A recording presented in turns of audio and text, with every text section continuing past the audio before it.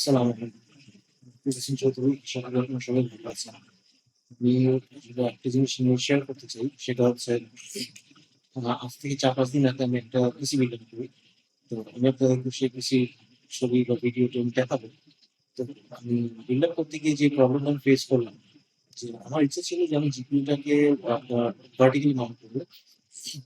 তো যেহেতু আমি 3060 5060 Ti নিয়েছি, তো সেক্ষেত্রে আমার বিল্ড আপ এর জন্য আমার জিপিইউ যে আপনার 5th জেনারেশন PCIe 5।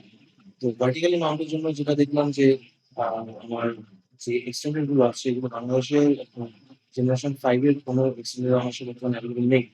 তো যার কারণে আমার PCIe 4 দিয়ে ভার্টিক্যালি মাউন্ট করেছি। পরবর্তীতে আমি বাইরে থেকে যদি সম্ভব হয় আমি PCIe 5 5th জেনারেশন এক্সটেন্ডার এনে ইউজ করি। তো এটার প্রবলেম হয়েছে যে যেহেতু আমার জিপিইউ Zen 5 PCIe 5 সাপোর্ট করে। তো সেক্ষেত্রে সে ফুল পটেনশিয়ালটা আমার PCIe 4 যে কেবলটা আছে এক্সটার্নালটা আছে, সেটার মধ্যে সে ফুল পটেনশিয়ালটা সে কাজ করবে না। তো যদি ফুললি আমি ইউটিলাইজ করতে পারবো, তো যদি PCIe 5 হতো তাহলে সেক্ষেত্রে আমি পারতাম। তো এটার জন্য আপনাদের সাথে শেয়ার করলাম। জানি এটা অনেকেই জানেন, এটা একটু বেসিক একটা জিনিস।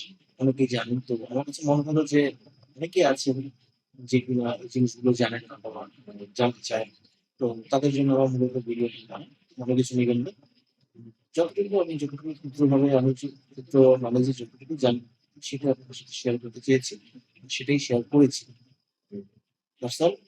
ভালো থাকবেন। আশা করি নেক্সট ডে আমার সেরকম একটি ভিডিও আমি নিয়ে আসবো। সেটা তারপর আপনি উপকৃত হবেন। Thank you. আসসালামু আলাইকুম।